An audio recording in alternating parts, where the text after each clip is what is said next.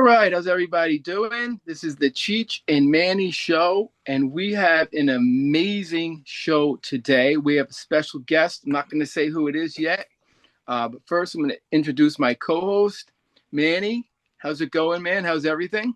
Cheech, what's going on, brother? Life is good.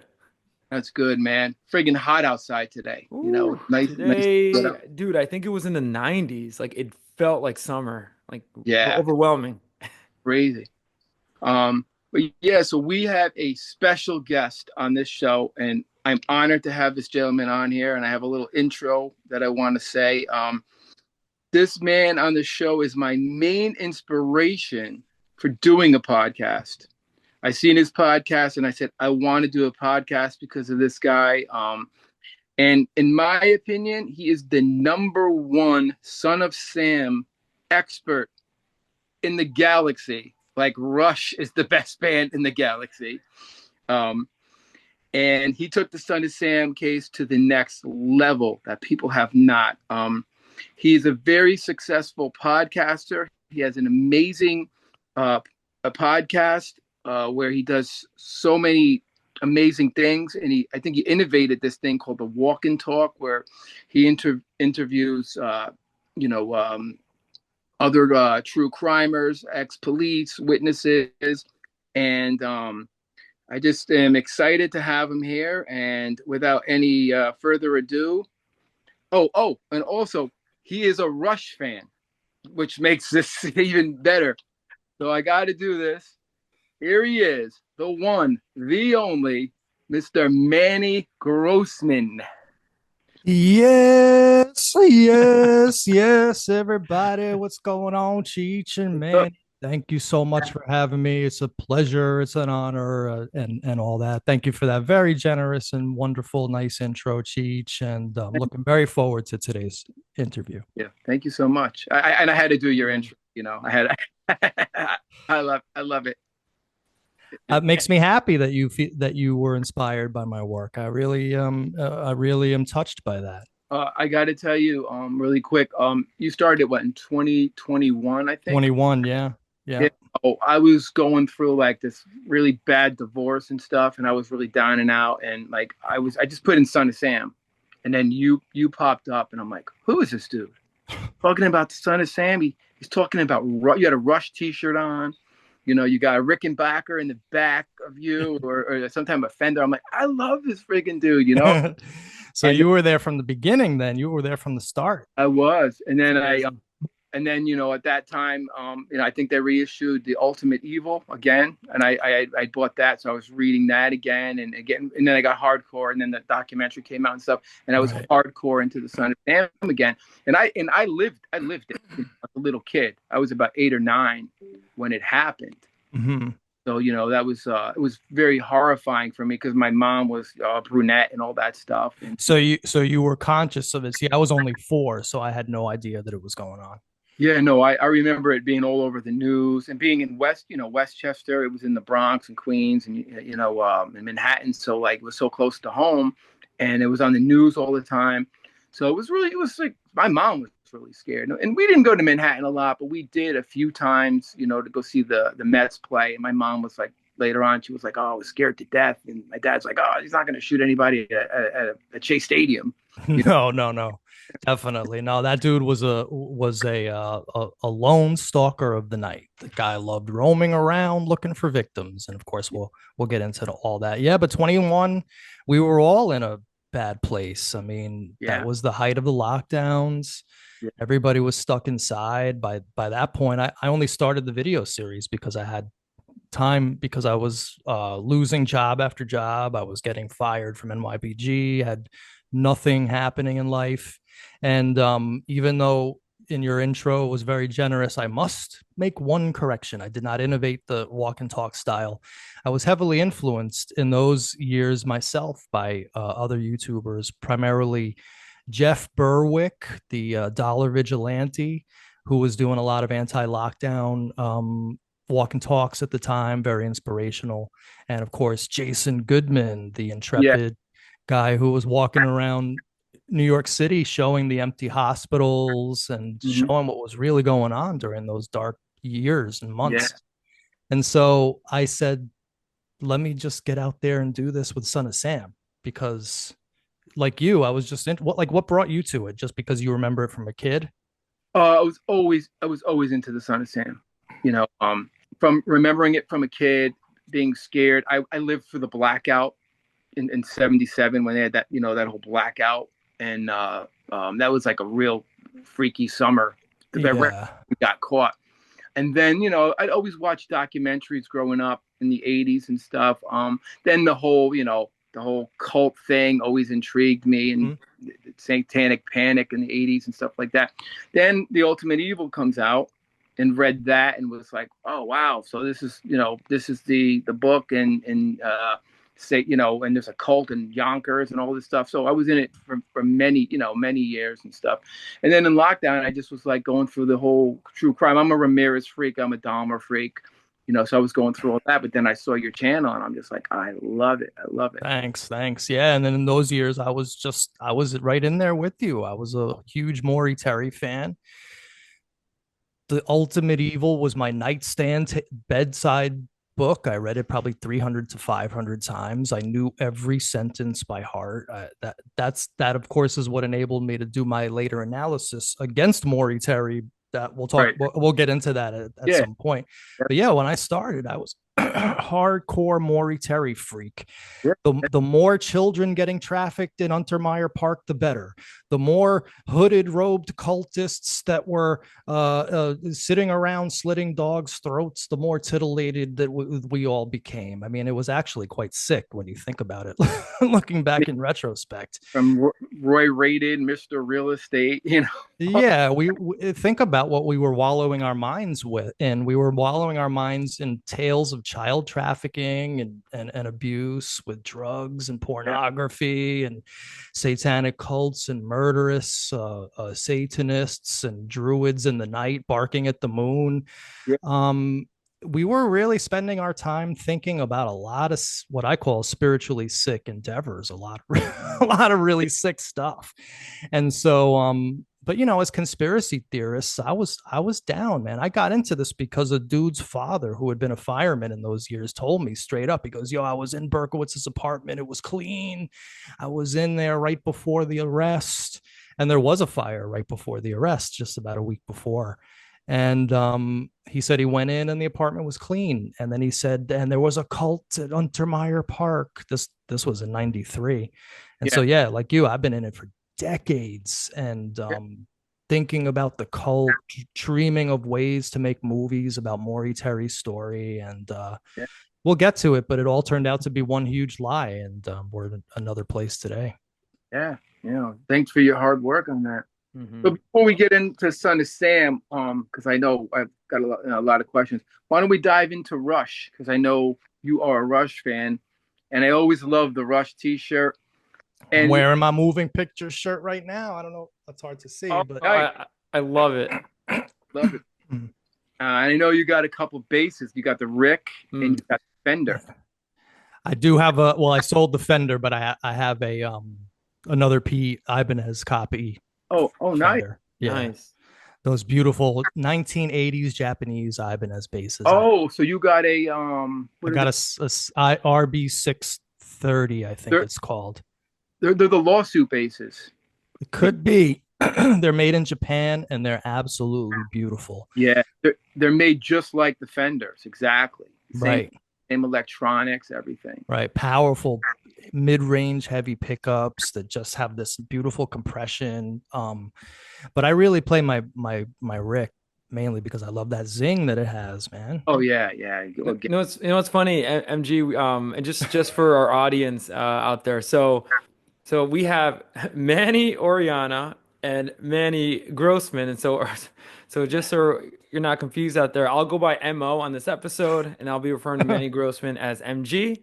So just a little disclaimer, but it's funny on one of our episodes we were talking about the Rick, right? And Yeah. how Geddy Lee was playing the Rick for the longest time, and then once he entered the 80s, he kind of gave it up. I know, Cheech, you have a funny story about the Rick. I don't know if you want to share it with MG. Well, Oh, I'm so I play in a band called Pottersfield BX, and my singer Bobby Barilla is a big fan of yours too, by the way. If Oh, cool. Yo, what's up, Bobby? you ever see Potter's Field on your thing, he digs you. Um, so I love the sound of a Rick, but I'm a Fender P bass guy. Hmm. So Why? because of Steve Harris from Iron Maiden. But is it just because of that, or is it because the P bass has a feel or a Oh, neck that you like, it or has the tone. Like to me, I know, like I've played in many different bands. So on a P bass, I can play funk, I can play reggae, I can play jazz. To me, a Rick is just an amazing rock bass. Yeah, definitely. And the thing I didn't like about it was that big bulky thing that's in front of the pickup because I have to rest my thumb on the pickup of my P bass, and I couldn't rest my finger anywhere on the Rick, so it felt awkward. Hmm. And to me, it's how you EQ the Rick. So I bought a 1977 Rick in I'm in 1985. Remember Giuliano's in White Plains? No, that. Oh wait, no. Giuliano's was a small guitar store. It's Yeah, coming back to me now, and it wasn't on Mamaroneck Avenue, but it was on one of those streets off of Mamaroneck. exactly. One of those side streets. Yes. So I went in there and I knew Giuliano. I was, still learning. I was like 15 and, trying to find my sound. And he knew I was a P bass guy. And I seen the Rick, 1977 Rick. It was like Cliff Burton's Rick. It was red. And he was like, I don't think you're going to like it. You're too much of a P bass guy. I'm like, no, Jules, let me buy it. Let me buy it. It's like, all right. I think it was like $600. I bought it, come home, plug it in, expecting to sound like Chris Squire and getting, like getting that sound. I'm like, where's the sound? It sounds farty. It does, Yeah. there's no, and I had a good amp. I had a PV Mark IV, an old PV. I play an old PV. Oh, awesome. PVs are they're I the have a dude. Centurion. I love it. Oh yeah, they're punch, grit. That's another amazing thing about you. You're a PV guy. I Well, love they were the standard growing up. Look, you're like 4 years older than me, maybe, it. but we came up in the same musical era in the same rehearsal rooms, Yeah, and in every rehearsal room there was a PV Mark IV, yeah. and they just never you couldn't kill them. I mean, Oh, I know. They yeah, last. They yeah, last. yeah. And I end up bringing it back to Giuliano's, and he's like, I told you so. You're not the Rick guy." And I was like, "Yeah." And now I have five or six late '70s. I only play 1978s. That's just the love of my P basses because they have. 78. Yeah, I have a sunburst. I have a black and white. I have like a faded yellow, and I have a blue one. I also have a Fender Jazz. You know the one? It's a special, jazz special. It's the one that Duff McKagan played. Yeah, the ones from Japan some of them have reverse pickups. Exactly. I I played. had one of those. I had the reissue. I loved it. That had a great neck. Yeah, great neck, and I loved. You could get that Duff McKagan sound. When you put it on the middle pickup to get the P and the J. It's pretty amazing. I played through. I'll tell you an Ampeg the other night. These modern day amps are fucking amazing. They're so gritty. Oh, I was thinking about getting an Ampeg because the Really? PVs are so huge to bring out. I have a 15-inch speaker, massive. Now everything is compact in these little amps, and they're just as loud. Yeah, the new technology is amazing actually. And I haven't played live. I mean, I was actually a drummer. I started playing bass like I don't know 15 years ago. Once I stopped playing drums, but I have never played live bass ever. And I don't know, I kind of gave up my musical dreams in about 2009. I had a rehearsal studio. Did you ever rehearse in Mount Vernon? They had monthly rooms there. PKO or It was on Washington Street. um, There was a black dude named James who ran the place. I think I remember that. Yeah, because we were was it near the load? It wasn't near the lowdown. No, no, the Lowdown. I played the Lowdown many times in the Yeah, late 90s. remember Henry, little short guy? The ghoul, he would just walk around. He was intimidating that dude. Exactly. Yeah. And you had to beg him for $50. Henry. Yeah. He has to be dead by Oh, now. probably. Yeah, the lowdown. I played there so many times. The lowdown with him. And you It's remember, a huge apartment building now. Yeah, that's right. I passed it. Have you ever played the fore and aft? Remember that in White Plains? No, maybe I have. I don't remember, but I don't. It doesn't ring a bell. Yeah, that was an old. That's a place that Kiss used to go to hang out after the shows. You know, when they played at the Garden and stuff like that. All these legendary stories about Ace going in there and stuff. Well, he was from around there. I remember one time in about '89, I was up at Sam Ash on Mamaroneck Avenue, and Ace Frehley was walking around. It was just a, I don't know, Tuesday afternoon, hardly anyone in there. And Ace was walking around the place, and I remember looking at him. He was totally alone. And I just looked at him, and the dude looked so lonely and friendless and sad. And he was sitting at a piano playing Stairway to Heaven on the piano. I couldn't believe Right. it. And I just left him alone. I wasn't really a fan. I was more a fan. He would go on the Morton Downey Jr. show. Great show. Yeah. The Morton Downey Jr. show was the bomb. Oh my God. I don't know how that dude didn't have a friggin' heart attack. I think he did at the end. Did he? But you mean live on the air? Spoken like chain Smoking. pissed off and yelling. Crazy. So yeah, Rush. I mean, what do you want to ask me about Rush? So bunch of questions, pretty simple, but so I'll throw the first one at you. When did you first discover Rush? How old were you? Were you a kid? Were you a teenager? It happened two times actually. The first was when I was 9 years old. My older sister was playing this song in her bedroom, and she started it over for me, and it was Tom Sawyer. And I'll never forget the punch and the impact and the huge synthesizer sweep and the evil sound that it had, that real, like, that kind of like that rap beat going on. And then I thought it was a woman singing. I was 9 years old. And I was like, yo, this is a cool woman. She has this awesome voice. What's going on? And then I kind of just forgot about it. And then I discovered them again in '88. I Okay. was in high school, and I rented. There was this video store in Yonkers called Roberta's. Mhm. And I went there and I rented Exit Stage Left. Classic. Amazing. Classic. Yeah. And then I'll never forget watching the opening with the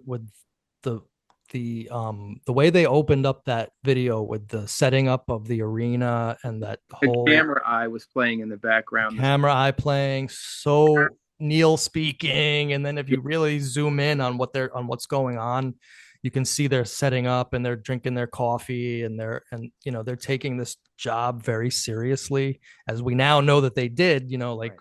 through Oh. modern day interviews. Oh, yeah. And it was just awesome. And then Limelight. I mean, oh my God, that version of Limelight's the best version of Limelight you could ever hear. And also on that album, Xanadu was the best version they ever did. I would say Free Will. Me and Free- Manny, big Free Will. Man. I was gonna say, speaking of, first of all, MJ, I love how you said you heard your older sister playing Tom Sawyer, and I think it speaks to when Moving Pictures came out. It put Rush on the map. Like it was Huge. it's kind of me and Cheech were talking about it, how we had like a 5-hour episode on that album because it really is for many obviously the first Rush album. But then also, I just want to say that even though I love our discussion on the Rick, because one of my first exposures with Rush was him singing Free Will, playing that Rick, and I thought he was the most coolest dude I've ever seen. Ever. Yeah. Coolest. It's like an experience I've been trying to sort of like conceptualize. Like, and I think Cheech and I shared that, right? Because Cheech, you Oh, said yeah. like that version of Free Will, I think is one of the best. And then just seeing, I see Alex in this red suit. The red suit. And Yo, not too many people knew this back then because I didn't say it, but I wore a white dress shirt to school with a freaking bow tie, just like Oh, really? Like Neil that? Peart did in that video. Yeah. Oh, he had that little red. He had the little red tie. Yeah, I love it. And he always had like his hair in a little braid. Well, that was later. That was the Grace Under Pressure period. I remember I saw him on Power Windows, and he cut it off. And he Oh, really? And I was with Yeah. my uncle, and we're like, "Where's his braid? He cut his braid off." I think he went to China to bicycle and during that era, and like he might have cut it off for that trip or something. like that. Yeah. But yeah, moving pictures. I mean, the key with the Rick though, seriously, is you got to know how to set the pickups. You if you're playing both, you have to pull back a little on the neck pickup because that's how the zing comes out. And then you just got to play it hard. There's two jacks right, in the Rick, right? I have a 4003S. It only has one jack, so I'm lucky in that way. Right. So basically my next question was, so like why did you like their music? What did their music do to you to make you get inspired by them? And do you like other prog rock bands? Because like me and my co-host, we Mo. Mo, I remember that. We love like all prog, you know. Yeah, heavy prog fan. Right. Yes, ELP. The main band. Although I never got into Genesis, I never got into some bands like that. But heavy into ELP, heavy into Yes. Of course, all the offshoots. Anderson, Bruford, Wakeman Howe, one of the Yeah. best albums of all time. I saw them on that tour. Uh, Um, you know who played bass? A guy named, Tony Levin was it Tony Levin? I thought it with was Jeff Berlin. Berlin. Yeah, yeah. He played on the tour Right. Yeah. Oh, so Tony Levin's on the on album. the album. That's right. That's right. Yeah, yeah. Yeah, yeah. Both amazing bass players, you know. The This is just throwing it out there. How do you feel about Jocko? I never got into Jocko. I never really got into that style of music too much. I mean, I love Weather Report. I love Return to Forever. Of course, Mahavishnu Orchestra. Yo, when I first heard the first Mahavishnu Orchestra album, I was like, Billy Cobham was doing shit in 1971 that death metal drummers were doing in 2023. The dude was amazing. Yeah, he's one of the best. I mean, just his toms. I love the way he. Yeah, he was amazing the way he did that. He put Neil Peart to shame. I mean, we all grew up saying Neil Peart was the best drummer in the planet. Every Rush fan, you'd kill for Neil Peart. But I was there the night Neil Peart went down. I was at the famous Buddy Rich show in 1990 Oh, where wow. Neil Peart got his ass kicked in a drum battle. It was famous amongst those who were there. But in Really? those, yeah, there was, and in fact, there's no video of it because the word was he was so pissed off he wouldn't allow that performance to go out. Who was the drummer? Was it Steve Smith? He was battling against Marvin Smitty Smith, Oh, now he's a jazz drummer, yeah, fusion, more like a fusion drummer. that's right. Yeah, yeah. I've heard of it. And everybody in the audience that night was. I talk about it in one of my live streams about Grand Royal magazine and the ethos of the '90s. But everybody in the audience that night, it was at the Ritz on 54th, and was a Rush fan. Everybody had Rush t-shirts on, and we expected Neil Peart to kick ass, and we were so happy we were going to see him in the small theater. And he comes out on this 4-piece set and he plays jazz, and everybody's like, that was not that good. And then even he was pissed off at that performance. That was actually a seminal night in music history on many levels because one, it shattered the myth of Neil Peart as all powerful. It introduced to Neil Peart himself the concept that he needed to improve. So he started taking lessons from Freddie Gruber. Right. And also, the whole, I don't know, to me, that was a seminal night in music history, and I was very, very happy to be there. And not many people know about it. I didn't know about that. That's Yeah, same here. I didn't know about that. Yeah, I went with my dad. We were sitting on the first row, second level. We had amazing seats, Mhm. and I'll never forget the downfall of Neil Peart. But having said that, of course, the dude was my hero. I wanted to play like him. I loved getting back to your original question of why I liked them, because I love the power, the precision, the punch, the intelligence, the songwriting, the musicianship, the interplay. And the thing about them is that they just get better as you get older. Like Yeah. now that I have more life experience, a song like Time Stands Still, Right. Yeah. right, Mo? You feel it more. I was, it's funny. Cheech and I went on a tangent where, and hopefully you'll have a question about the '80s, right, Cheech? We want to ask MG a little bit, but timestamps. I kept telling Rush are probably one of the. I love rock music, so my favorite bands, for example, like the Beatles, Led Zeppelin, like these people like elevated rock, especially like going forward. And Rush was one of those that just in the '80s they did 80s music better than most of the 80s, people. And Yes. Time Stands Still, they created one of the greatest 80s songs. And then just lyrically, every time I keep listening to that song, I see sort of layers of meaning come out. And I Yeah. realize how devastating, sad, and heartbreaking the song is as you get older. As you get older. And Annie Lennox, I think it's Annie Lennox. No, it Lennon. was the girl Man, from Till Tuesday, Amy Mann. What's her name? Emmy Man. Emmy Man.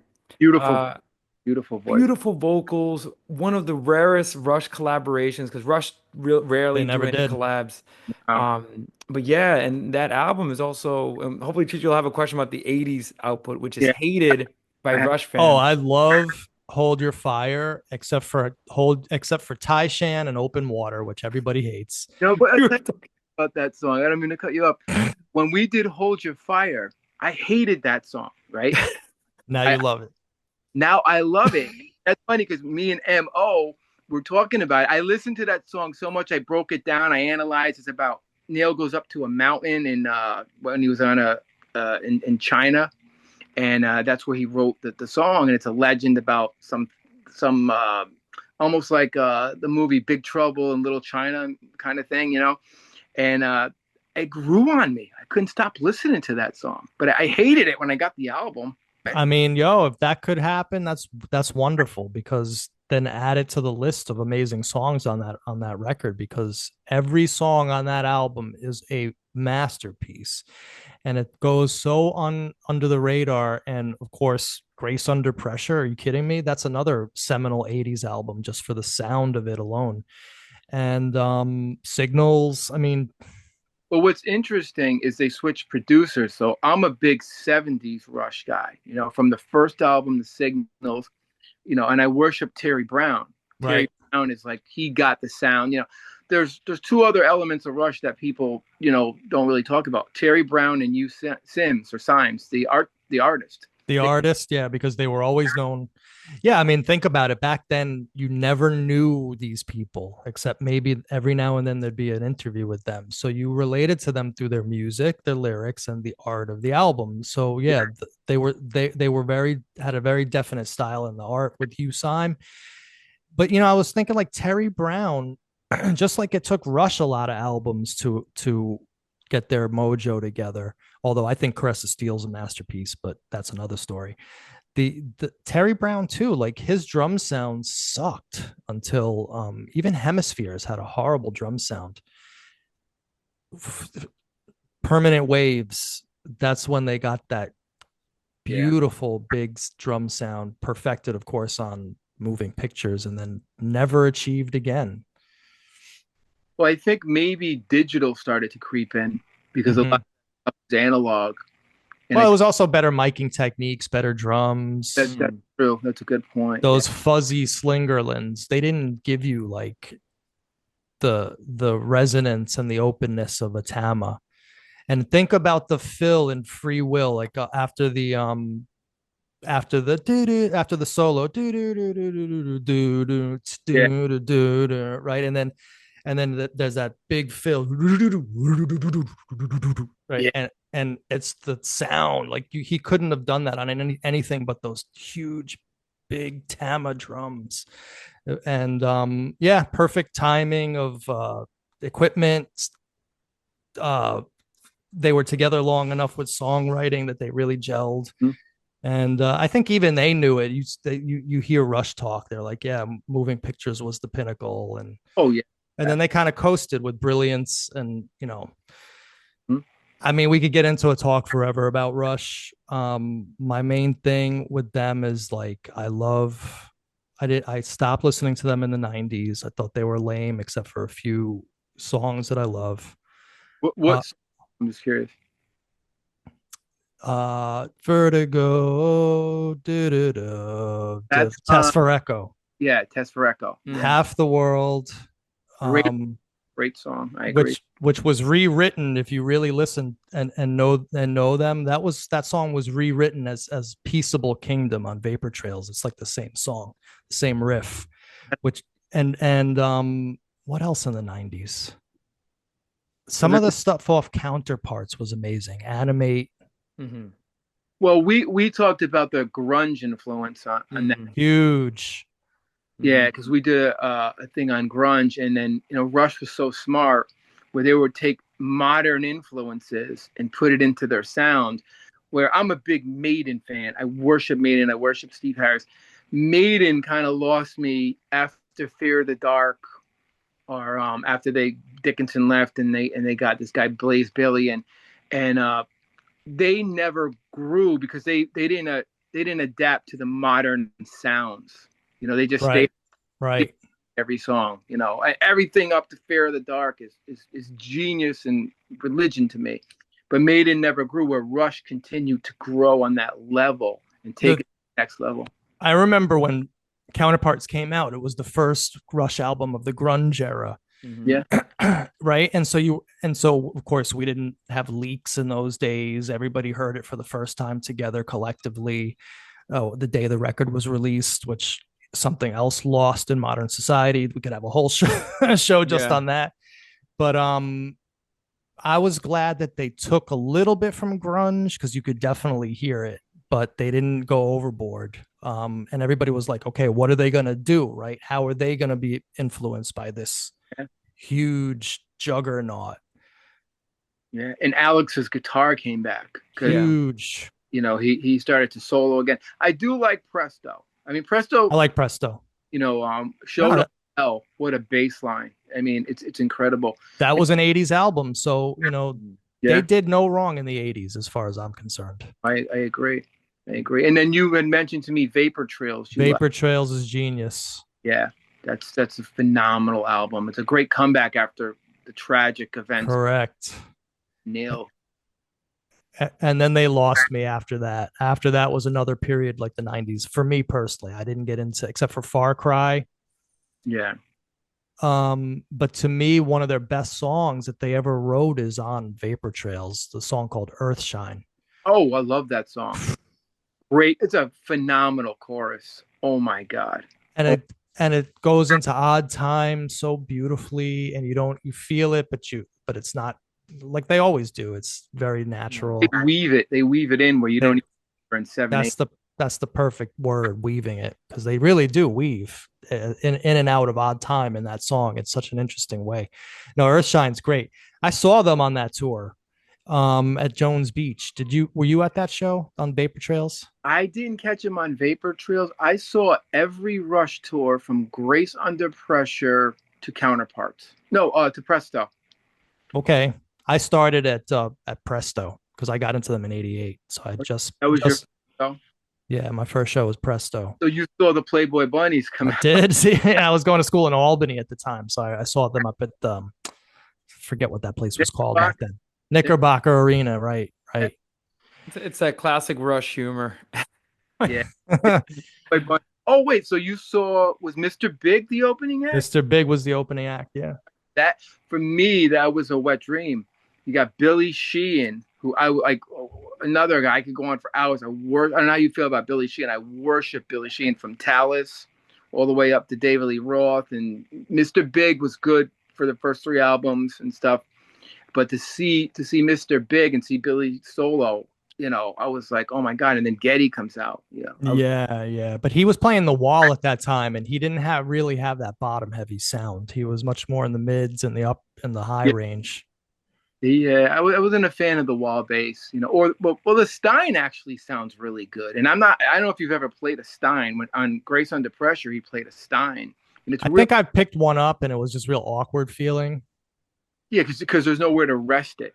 Yeah, That yeah. like weird device, it's like, and the neck is so odd. Not a, I don't know. People still play it, that and remember the Factor bass that had a weird headstock.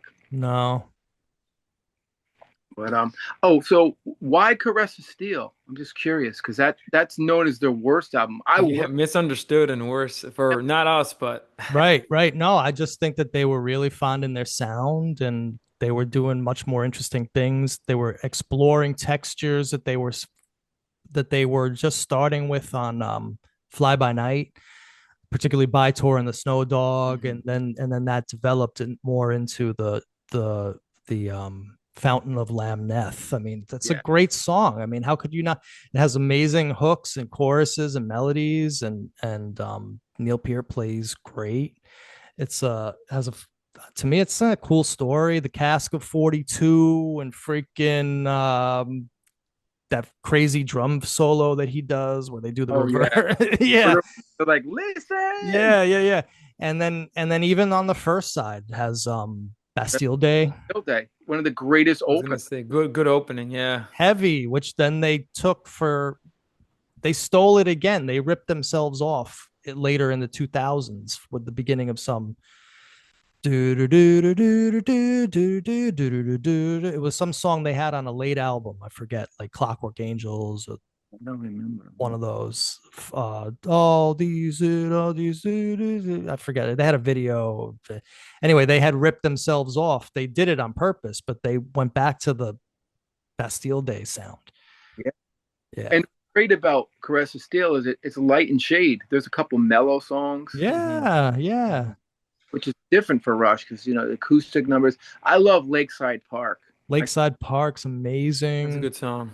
Necromancer. Yeah. Like, I love the Necromancer. Are you kidding? It, no, and Cheech and I was saying it's a very underrated album. We were trying to explore why did Rush fans not like this, but then I don't know how what MG what you think about 2112 Love it. because that okay, so because that album put on the map, but it starts out with a 24-minute, prog rock song. But I guess Crest of Steel, maybe they didn't release at the right time. well, Maybe I think Caress of Steel coming off of Fly By Night. mm, It might have been the fans were like they wanted like Fly By Night part 3, and it was just such a weird. It's a weird album. yeah, yeah, yeah. I'm Going Bold is on it. There's another. What's the other song on there? That's I forget, but because I really only like the Necromancer, Bastille Day, and then the Fountain of Lamneth, and then there's three songs in between there that I don't even remember. it's a little too weird for some people. Not Mm. for us, obviously, but like maybe the fans. And there was a lot of drugs and weed going on back then. You would think they'd put it on and listen to this crazy shit and enjoy it. But 2112 I always admired because the record label said, this was and not only was the album not good, Caress of Steel was a Down the Tubes tour. So Yeah, they had all that history. But yeah, Rush is amazing. I mean, what can you say? I mean, they became huge again in the late 2000s when all the Gen Xers grew up and became very wealthy. And they even said it in the documentary, like all the nerds from high school became hugely successful. And then it was cool to like Rush because they were the tastemakers all of a sudden, these guys from the dorks and the dweebs. But Rush was cool, and we'll never have those times again. They don't exist, and they never will come back. And I was glad that to live in one golden age of American history. yeah, I always talk. Manny's Mo is a little younger than us, but I always tell him about how cool the '80s were and the '90s, and like yeah, I mean, and you talk. I heard you quote on one of your episodes a Triumph lyric, so you must like Triumph is the bomb. I love Triumph. When they were on the coattails of Rush, they weren't quite like Rush. They were more of a writing great songs. But Rick Emmett, man, that was always a thing when I was in high school. Rick Emmett or Alec Lifeson. Rick Emmett, I mean, it's so stupid to compare. Just enjoy both. Like, there's a song they have called "Headed for Nowhere." It's on an album called Surveillance, and he trades guitar solos with I think George Lynch or some famous shredder at the time. Dude, it's amazing. Rick Emmett and was equally brilliant as Alex Lifeson. Oh yeah, I agree. Did you ever see his Us Festival? Of course, I wore out that tape. I had DVD. I still listen to Fight the Good Fight all the time. Kidding me? classic stuff, Yo, man. I met Mike Levine, the bass player on Did? Holy yeah. shit. Wow. That dude was the nicest guy you can imagine. So it's 2008. I'm becoming a gardener for the first time, changing my career, and I'm downtown, just out maybe gardening, doing something. And I see this dude walking down the street, gray hair, but I'm like, that's Mike Levine from Triumph. What the hell?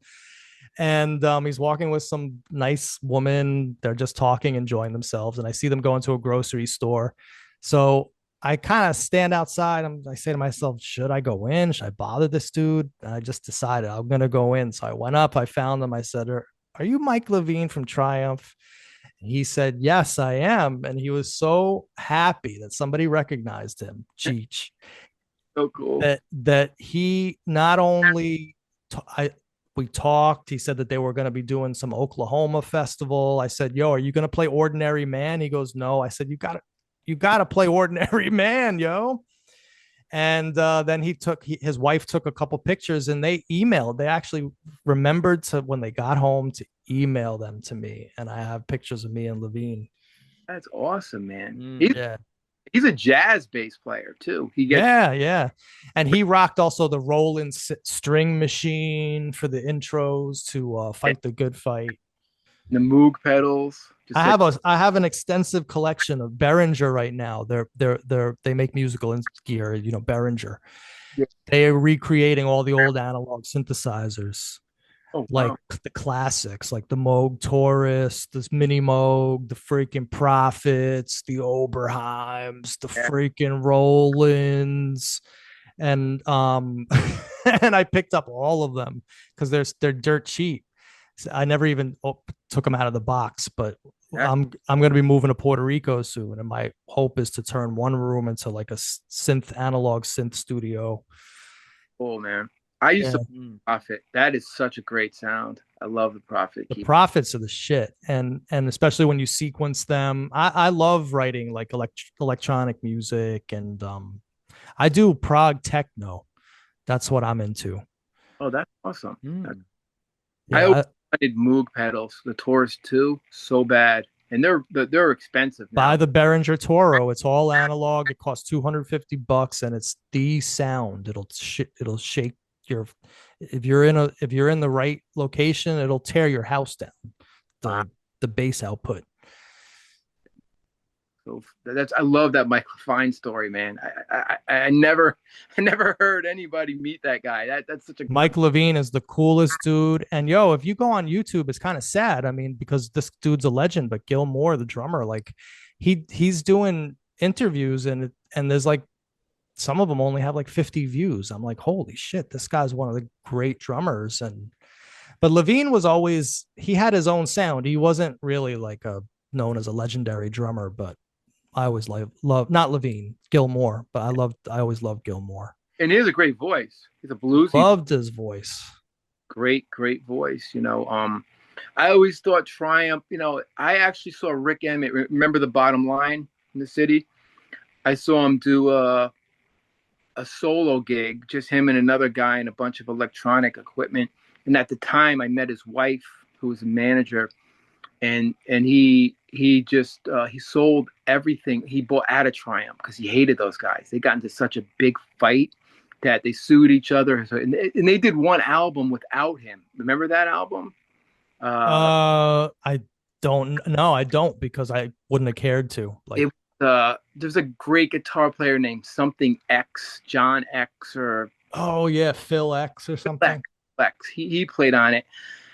I mean, it's okay, but it's kind of sacrilegious, So it was Rick Emmett's brother on his deathbed who basically said, just get back together with the guys, please. And they didn't talk for years. And they got back together to do those Rocklahoma shows. And every now and then, you see him posting stuff. Mike Levine was posting a lot of stuff about, I think he reissued a lot of records. Yeah. I mean, those guys are old. I mean, Rick Emmett's still playing, but I don't think Gil Moore and Mike Levine could. You call him Levine. Why do you call him Levine? I don't know.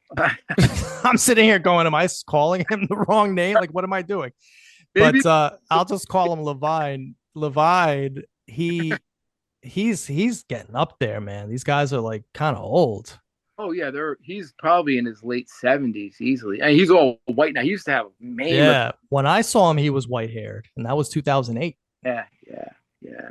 Yeah. So anyhow, yeah, the music is was once much more important in my life. Like I stopped playing in 2009. I played in a lot of bands and but I never went anywhere. You know, I played in a lot of great bands that nobody knew about and we never really made any records. So there's just all this music floating somewhere in the universe in the ether that Yeah. will never be heard and it's not on recording and I just have some old cassette tapes of great rehearsals and you know the only thing I want now is just a little room like I said where I could set up a studio and just write music and you know maybe do it with video and doing Mhm. this video series has you know made me want to do more video and be more creative with that Yeah. medium to call it Mm. that but Well, yeah.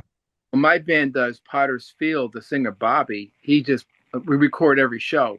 And if you go to Potter's Field, our YouTube, there's like a million videos of us playing and stuff. And it's kind of cool because it'll always be there. It'll be remembered. You know, back in the day, you'd have to get the camera and set it up. And, you know, it's amazing how you could just film on your phone and post it right to YouTube and it's going to be remembered. Yeah.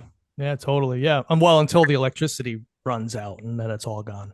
Yeah, everything's gone. And then the nuclear reactors melt down and Mm. And all our money's gone from the I banks. mean it's coming one day Yeah, that's what because you can't keep it running forever. There's like, you know, where you draw out, not that I'm a eco dude, like in that sense where I want to control your life, but like it's just I'm just realistic. You draw out resources and you use them quicker than they can be replenished. Like one day it's gonna run out.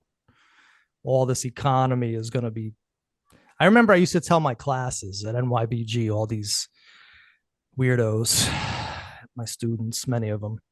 I said, look out the window, all this society you see here, like it's not going to be here one day. And what's going to win out are you see that little vine that's growing in the corner and that little tree that's growing out of the crack.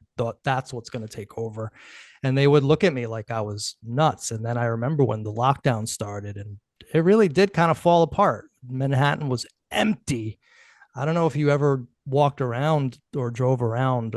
I still worked. I felt like a subversive, like what a Jewish dude would have felt during the Holocaust. That's what I felt like going out working, just going out to do a gardening job. I mean, it was insane those days. But anyway, I don't want to get too negative. no, but I hear you. But that's why I started the video series to get my mind off things. And, you know, it really connected with a lot of people on that level at that moment in time. And of course, we've lost that now. It's 2025. It's 4 years later. I'm retired from the video series, but it feels good that there's still people out there who are watching it like yourself. And, you know, So you're not going to do any more videos on the Son of Sam well, I said a sort of goodbye. We video? Yeah. yeah, like I'm not gonna get into the details because I just don't want to jinx anything. But we did film a documentary last year that is supposed to be aired on Netflix. Mm. Yeah, and not to get into too many details, but the basic premise is that of my video series, which is the truth of Son of Sam, right? That as it actually is, not the Maury Terry story, not the official talking dog story, but the modern 2025, up to date, researched Hmm. with the new victim, Wendy Savino.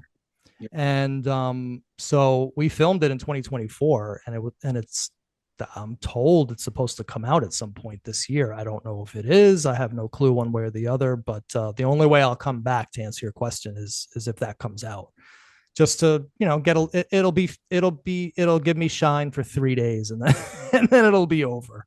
Yeah, because I was wondering, like, if you were going to make a movie or write a book with all that information that you have, you know. My video series is the book. The work's already been done in the best creative manner that I could already do it. You know what I'm saying? Like, why do it twice? That's true. It's all there. What do you have, like 300, 250 videos? 200, almost 250 in the new iteration, my video series, because my evolution in Son of Sam, as you know, but the audience might not, was I started as a Maury Terry fan. Then the video series became so popular that all of a sudden everybody wanted to come out of the woodwork with information and files. And I knew Maury, and I started here. I got a call from Josh Zeman, who did the first Netflix documentary. He just calls me out of the blue. Hey, you want to see Maury's files? I have them, you can scan them and all that kind of stuff. So we went up, we scanned all of Maury Terry's private files, the holy grail of Son of Sam research. I thought that I had solved the case. Yeah. And I'm sitting there scanning and I'm looking and I'm thinking, this is very shoddy work. This is what the hell am I reading about this? Sex trafficking? What's this guy talking about? And but it was really once we got the police files and we were able to compare Maury Terry's words from his book that exist as corporeal objects as present that exist in the real world as presently constituted, right? Like his words exist on paper. He wrote them and they can be analyzed. They couldn't be analyzed until we came along. But now we had the files. Yeah. We had, as Alex Jones says, we had the documents. Yeah. And then all of a sudden we started to see how he manipulated this police file. He outright lied about that police file. He changed the times of this police file. He used something that he could craft into and weave to use the word before into his narrative from that file. And it just became too much to ignore. So I actually scrapped my first site. I was so stupid. I had almost 30,000 subscribers. Wow. And I was like, fuck this shit, man. I'm sick of this. Maury Terry lied to me. He's fucking asshole. I can't do this anymore. And I nuked the channel. And I thought I was just getting rid of the videos and I would start over. But little did I know that it got rid of all my subscribers. So I had to start over from scratch. And I lost all of them all. Yeah, I lost them all. And and in YouTube land, subscribers don't mean anything. Let me give you a dirty little secret. They don't mean anything really, other than the power it gives you to get on interviews with other channels. I have 30,000 subscribers. Maybe 500 of those people are watching you if you're lucky. You know what I'm saying? So when I started my new channel, it was like going to all be about the truth. No more Maury Terry crap. Right. And I've gotten up to 3.6. I'm happy with that. And they're all much more engaged with the material. I'd rather have that less subscribers that are engaged than more that aren't. Right. Mm. And so, yeah, it's been a fun run. There's no more I can do. Like we already proved that Maury Terry was full of crap. And we did that 6 ways from Sunday. Hundreds of videos analyzing documents. And then, of course, we found the new victim, Wendy Savino. And if you have, of course, any questions about that. You want to tell that story, that like how you found that she was the first victim, and you got into the Donna Lauria files. Like, how did you get that from the was that the Bronx police or the No, the Donna Lauria, which was the first official Son of Sam shooting, her files were part of the whole scanning that we did. Okay. So I had them for years and I was analyzing them. And about a year and a half ago, I came across a sketch, and I don't know if you're going to add graphics into this later. Maybe put up the sketch if you do. I found the sketch of within the Donna Lauria file. I found a sketch that was actually made several months before Donna Lauria's shooting, and it was the spitting image of David Berkowitz. Okay. Yeah. And I was like, wow, what is this? This is another image of Berkowitz. But then I look at the date and I realized, oh, this is before Son of Sam. It couldn't be Berkowitz. So I just threw it away. I just didn't even think about it again. But then as we got more and more into the psychology of Berkowitz, and I started working with actual detectives, first grade detectives with brilliant minds for criminology, and who would Mike Renzo. Mike Lorenzo, interesting dude, of course, whose father worked the Son of Sam crimes in Yonkers back in 1977. So there's that whole narrative arc there, which is interesting for me as a storyteller. We never explored that fully because I never wanted to push Mike and ask him about how he felt about his father's work in Yonkers and all that kind of stuff. So, but that's a whole other interesting subtext. But Mike Lorenzo's a superstar. He's my rabbi. I love that dude. He's like the older brother I never had. I love watching on your show. He's great. He's phenomenal. Yeah, and he started to really analyze Berkowitz's psychology as a detective, and he just said this guy has more victims. Like it's clear from his writing that this guy has more victims. So with that in mind, I remembered that sketch, and I showed the sketch that was dated a few months before the first official shooting. I showed that to Lorenzo. He then found the associated what it's called the DD5. Mm-hmm.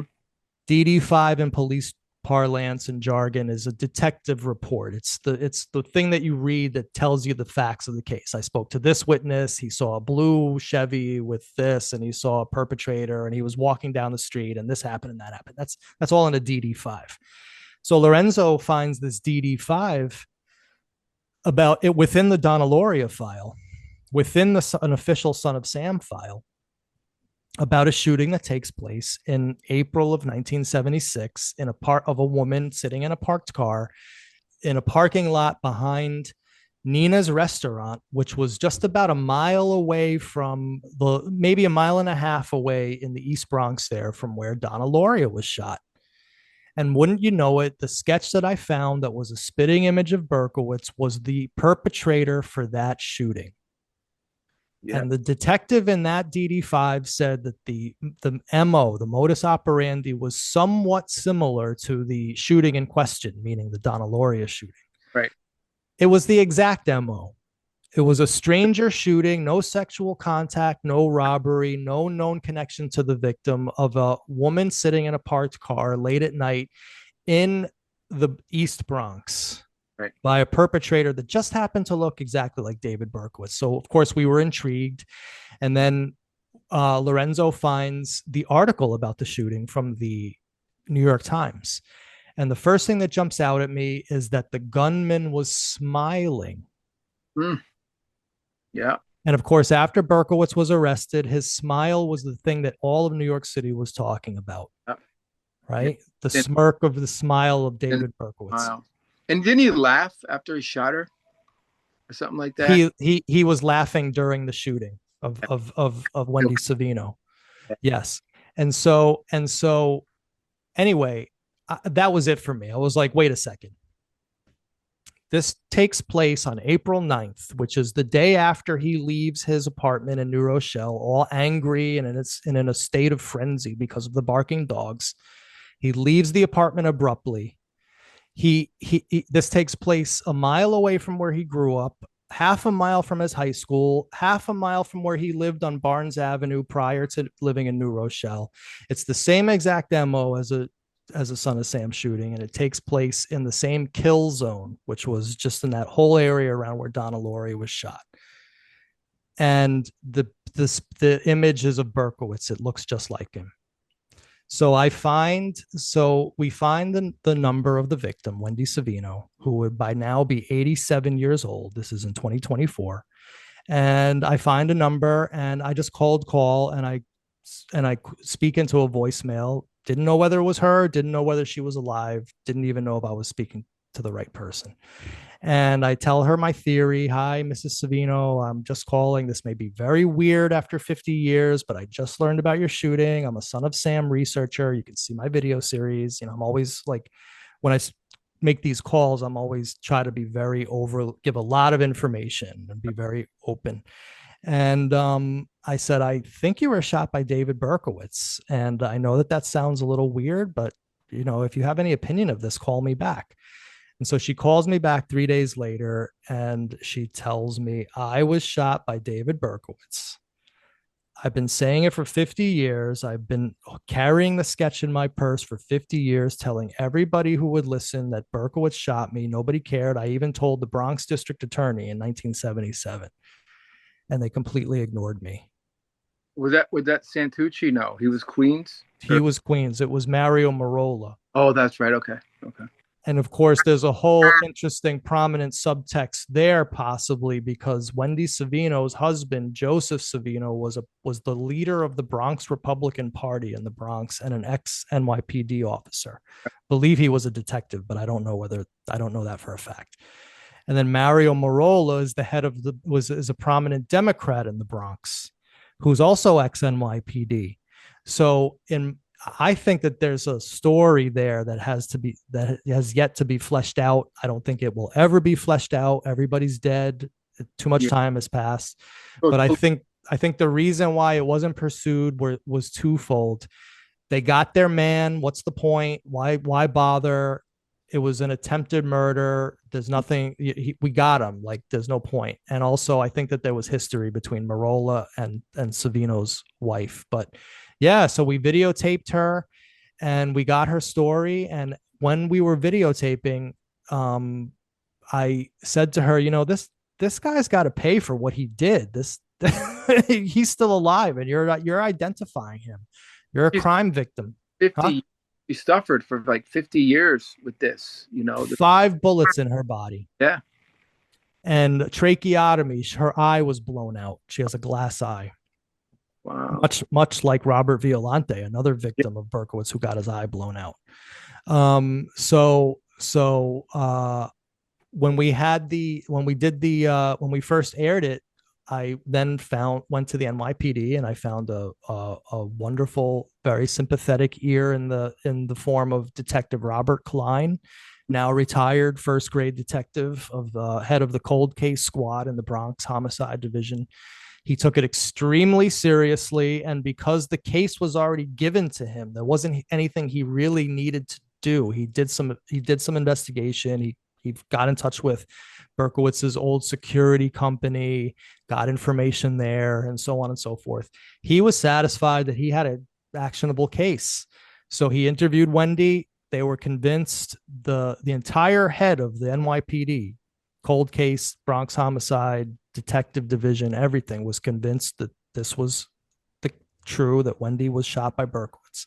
They interviewed Berkowitz. He got caught in a few lies.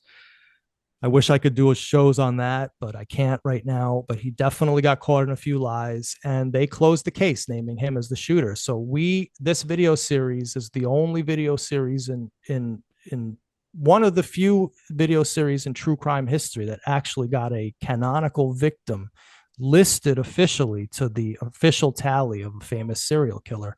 And I think that the people are in shock. Like, even it's happened a year later, and my critics keep on trying to like pretend that it hasn't happened, or they try to argue it away. But I'm hoping that the story, as time goes on, gets more and more into the public eye, because it was in and out of the papers in a day. So of course it hasn't permeated, but it's happened. It's official history. Sorry, I was talked so much.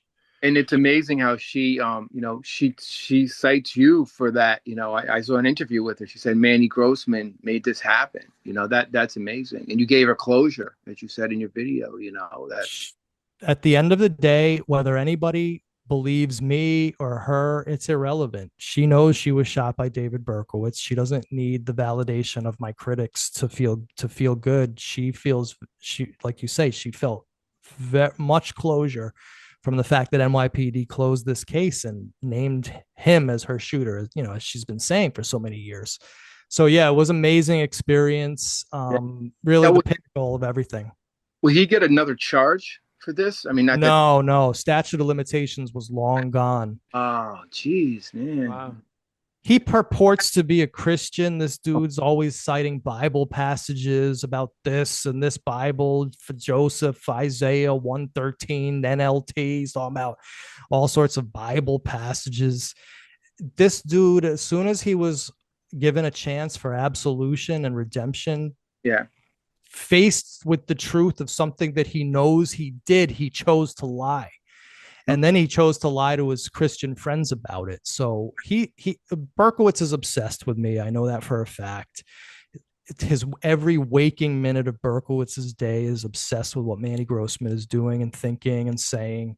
But he has a little coterie of people around him who won't let him talk to me because they're afraid. I'm the only person who knows this guy and who knows what he's about. And even Berkowitz, he's too smart. He'll never talk to anybody who knows the truth. He only has these little minions of these degenerate lowlives who worship him, and they do his bidding and they defend him in the public square against my work, and it's really actually quite sick. Crazy, man. So if you had the opportunity to talk to him, would you definitely would you talk to him? Or Of course, definitely. It's not my life goal. right. If it, like I don't jock people who shoot girls in the face from 1 foot away, Mo. You know what I'm saying? I'm calling you Mo now. That would be his new name, Mo.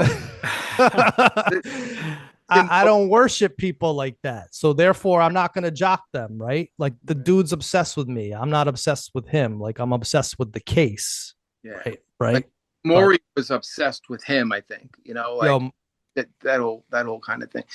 And just to bring up, the Maury interviews, like I've watched those over and over, where it's so staged pretty much when he gives them the questions like, were you in a satanic cult? I drank the blood. And he said all this shit. John Card. I did 2 shootings. I was at all of them, but I did the 2 shootings. Now, this is what always fascinated me. How come Carl Denaro believes those interviews and he jumps on the Maury bandwagon? Like, all right, well, listen, man, I'm an honest guy, okay, and I can't sugarcoat the truth. And if Carl Denaro wants to be on your show to defend himself against what I'm saying, I'm sure you'd love to have him on. Carl Denaro is a bad guy, okay? I know that this sounds a little bit harsh, but you guys in the audience have not had the experiences that I've had with Carl Denaro behind the scenes. So this may sound harsh, but it's true. Getting shot by David Berkowitz does not confer angelic status upon you. You don't become a good person because you got shot by David Berkowitz. Right. Carl Denaro is a grifter. He's a liar. He's not that bright. And he has no media savvy whatsoever, and he has no talent. Right. And so what happened was Maury Terry. Now, this is my opinion, okay? Mm-hmm. Right. And I'm saying this because I've had experience with this guy. He's gotten so many of these little minions to go after me over the years and really wreak a lot of havoc behind the scenes in the social media world, spreading filth and lies about my family and so on and so forth. Really? Wow. Yeah, not him directly, but he encourages the behavior. Yeah. Because he's the figurehead, right? He's the leader. He's the angel to these people, whereas I kind of know the truth. He's not that bright. Maury Terry was a master manipulator, and he saw a sucker that he could use to give his theory of cult credibility. Right. See, a victim believes me, right? Like, here's this victim. Mm-hmm. Meanwhile, Maury was manipulating him horribly, even in Carl Denaro's own book. See, that's what Carl Denaro doesn't understand. I first got the stink eye big time on Maury because of his book. Carl Denaro in his book writes horribly of Maury Terry about how he lied to him, about how he manipulated and used him. And didn't Maury make up a fake woman's name on the website? Yes, Trudy Zeke. I have a show about that. The mythos and pathos of Maury Terry. Yeah. He would literally talk to himself. Why? Like, what? He would write a thing as Trudy Zeke. He would write a question to himself as Trudy Zeke. And then Maury Terry would confirm it. And then Trudy would say, "Oh, thank you, Maury. Now, thank you for putting the truth out there." Who's crazier, the son of Sam or Maury Well, Terry? That's where it gets into interesting territory. But yeah, Carl believes it because he's too deep into it to believe anything else. Berkowitz, Carl's always like, yeah, a woman shot me because the shots were wild. They were all over the place. Whereas Berkey was like a decent shot.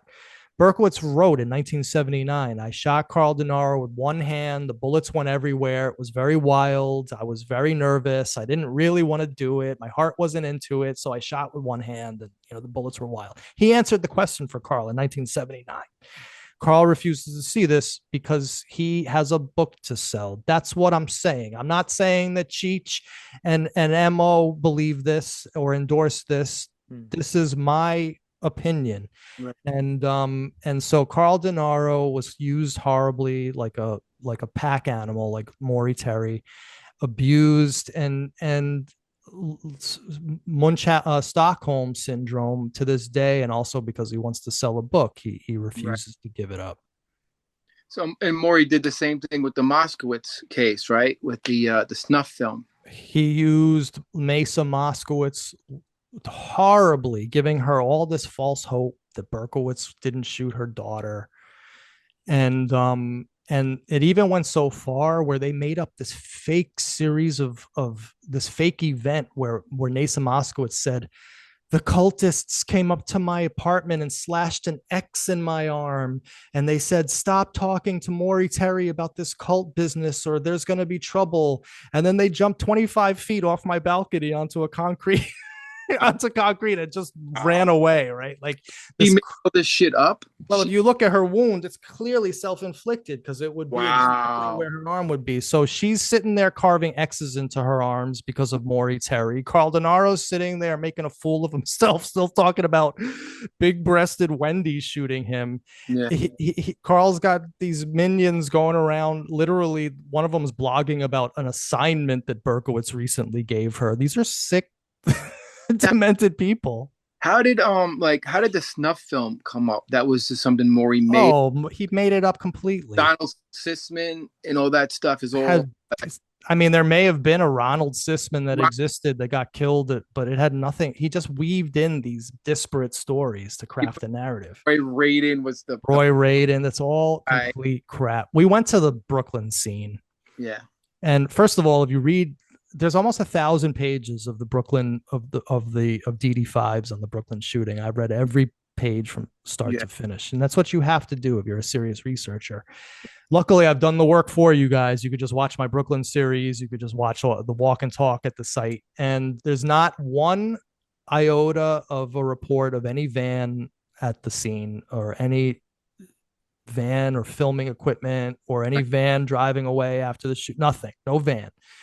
And the cops had documented so many vehicles in that neighborhood because it was a Bath Beach. It was a mafia neighborhood on a Saturday night in 1977. There were hundreds of people around.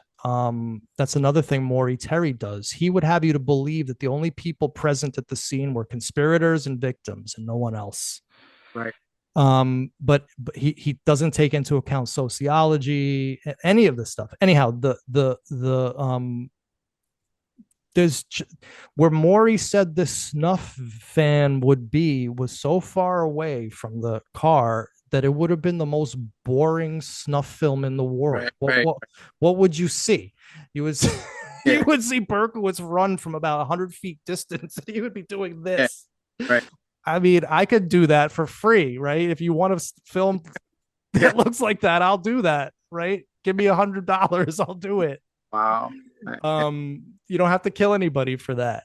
So the whole notion of a snuff film is laughable. It just gave Maury another myth that he could put out there that people would be endlessly searching for and talking about. And that's the thing about Maury. It's circular. It leads nowhere. Did you pick up the yellow Volkswagen story too? Because that's garbage. Yeah. So Maury says that the way he crafts it in the book, and I have shows on the yellow Volkswagen, so I'm not going to get into heavy detail here. But he says the yellow Volkswagen was a cultist. He actually says it was wheat car. That's what I say. Yeah. Yeah. So the yellow Volkswagen was supposedly the cultist driving away after the shooting. So it would have to be immediately after the shooting, right? The shooting took place anywhere between 2:30 and 2:32 in the morning. So that would mean that the shooter has to then run up the park, get into the yellow Volkswagen, and drive away no later than 2:33, because it would take about half a minute. Yeah. So, if you find the police report, because the police report does exist of a Volkswagen driving away, yellow Volkswagen driving. It doesn't actually say, it says a small yellow car. It doesn't. Right. Don't quote me on that. It's been a long time since I saw that document, but it says the time of it was 2:45. Wow. So it was anywhere from 10 to 13 minutes after the shooting. So what did the shooter run and then all time stopped? Yeah. Right? Like it became an X-File show where all of a sudden time stops and everybody's watch stops, and like they all sit in suspended animation for 10 minutes. Like the movie Click with yeah, and then this person gets into the car, drives away, almost gets into an accident, and yells out, of course, famously, "Motherfucker!" Yeah. At supposedly it's some dude. I mean, if anything, this was a person who got to the scene 10 minutes later, heard there was a shooting, and then got the hell out of there, or maybe drove away trying to find the shooter, but it had nothing whatsoever to do with the shooting. Maury was the master at taking disparate stories and then weaving them together to craft a narrative, because he didn't think we would ever find out. Right. And the best story I love is Billy the Artist. Yo, Billy the Artist for president. Oh my God. He's a character, man. I love that episode. So Billy the Artist was really so 2024 was the best year ever in Son of Sam research. It started with Billy the Artist and it ended with Wendy Savino. Yeah. Kicking out the Maury Terry theory once and for all with Billy the Artist, and entering the new paradigm of Son of Sam research, where he has other victims. Deal with it out there, everybody out there in Son of Sam land. And so Billy the Artist, of course, Maury Terry in his book and his epilogue.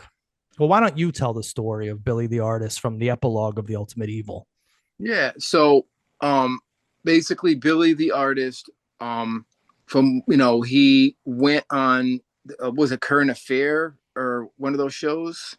One of those shows like ABC Current Affairs. He basically said he was a part of the cult and he was all hidden and stuff, and I don't know if they made his they blurred him out, they blurred his voice and everything. He knew he was a part of the cult, and it was like a whole bunch of people involved, and it was satanic cult, and it was more than one or two people shooting and stuff like that. I don't know if he talked about Untermeyer. No, so yeah, Billy the Artist was actually Maury writes in one of his files that I have that Billy the Artist was one of his most crucial eyewitnesses. He was the linchpin of one of the linchpins of Maury Terry's story was Billy the Artist. And so the official story was Billy the Artist was this guy who from the Bronx who in the summer of 76 went up to Untermeyer Park and just by chance started hanging out with John Carr and Michael Carr and Moloch, the head of the head of the cult, Moloch. Did they ever say who Moloch was? Was it what's his name? The Cotton Club guys. No. Moloch has been named as two people: a guy named James Donovan in White Plains, who's a ghost. Okay. Good luck finding anything out about that guy, and then a guy in Riverdale named Alfred Hunt Howell, who I actually have an 11-part series on. Right. Okay. Interesting in his own right, but had nothing to do with David Berkowitz. Anyway, just getting back to Carl Denaro. Carl Denaro names Mr. Real Estate in his book as Alfred Hunt Howell, and in Carl Denaro's book, he also features Billy the Artist prominently. So the upshot is, the main thing is that Billy the Artist says to Maury that I sketched them. I drew their pictures when I got home, and I have a picture of Moloch, the head of the cult, and I have a picture of Ken from The Process, and Maria, who was always crying because Ken was mean to her. Was Moloch from a comic strip or something? That's what it ended up being. It turned out that Billy the Artist was Tony Roach, a member of the Crazy Five, a very, very prominent graffiti gang, total street guy from the Bronx, old school. And he saw a sucker in Maury Terry. Yeah. and he sold Maury Terry a story of total bullshit for drug money, Right. and his mother got new dentures out of the deal as well. Right. And he gave Maury Terry comic book art. He gave him comic book art from, I found it.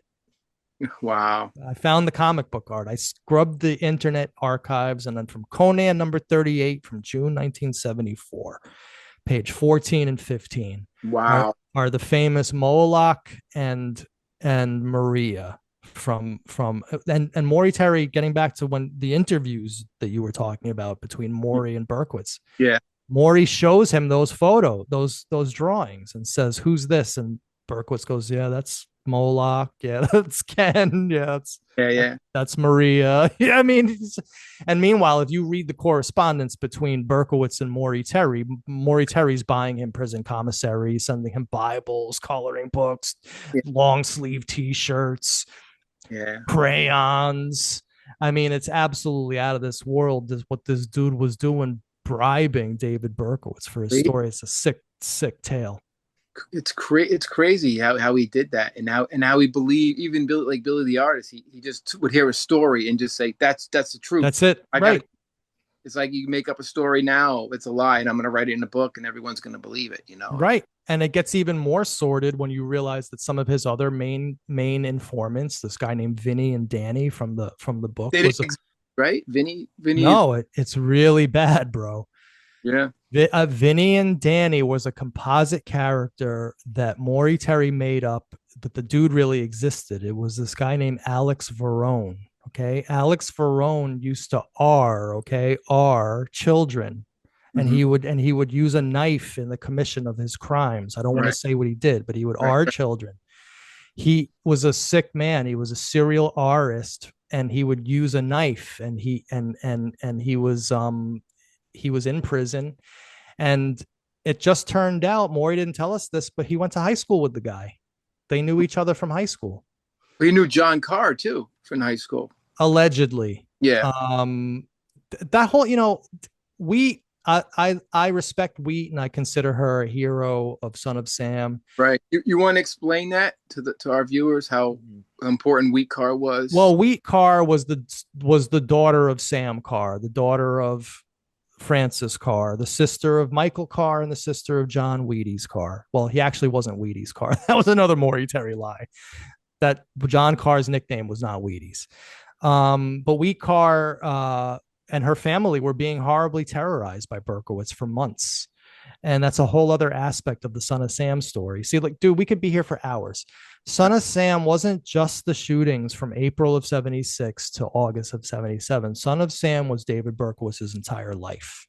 He was a menace from the start. He was doing violent acts from the start. I believe he carried out his first set of shootings as a 17-year-old, and he was the Bronx Sniper, another famous set of cases that are still unsolved to this day, that took place in the neighborhood that he worked at his father's hardware store. All of a sudden, he starts working there, and a month later, there's a series of 6 sniper shootings and of teenage girls, and one of them gets killed, and they never find the shooter. Cops said straight up they thought they were looking for a teenager. Berkowitz would have been 17. And then culminating, of course, in the actual Son of Sam attacks proper. But yeah, Wheat Carr and her family were horribly terrorized, and they did a lot of the work that the detectives should have, in a sense that they identified Berkowitz and they had his name by June 10th. Right. Mo, did you have a question? Well, I thought I saw your arm. No, your arm I'm just listening. This has so been fascinating. So what's listed is those letters that he wrote from prison to the Cars. Yeah, well, yeah. Those are sick. Yeah, Wheat actually gave me an exclusive recently. She sent me page 2 of a letter that the first page had only been printed in the newspapers, but she still had in her collection the actual original page letter, and she sent me page 2, and I did a show on it not too long ago, a video at Untermeyer. I walked and talked about it. But yeah, he was sick. I mean, he was writing letters. He was writing letters to his about his neighbors. It wasn't just the Son of Sam letters he sent to the press. He was writing letters to the Carr family. He was writing letters to the Netto family at Wicker Street. Yeah.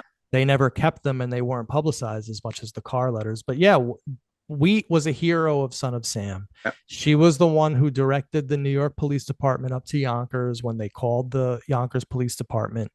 A man named Sal DiMaggio picked up the phone. They said, "Hey, we're calling about this guy named David Berkowitz." And Sal DiMaggio goes, "David Berkowitz? That's all that we've been hearing about for the past 4 months. This guy's name, David Berkowitz, 3 months."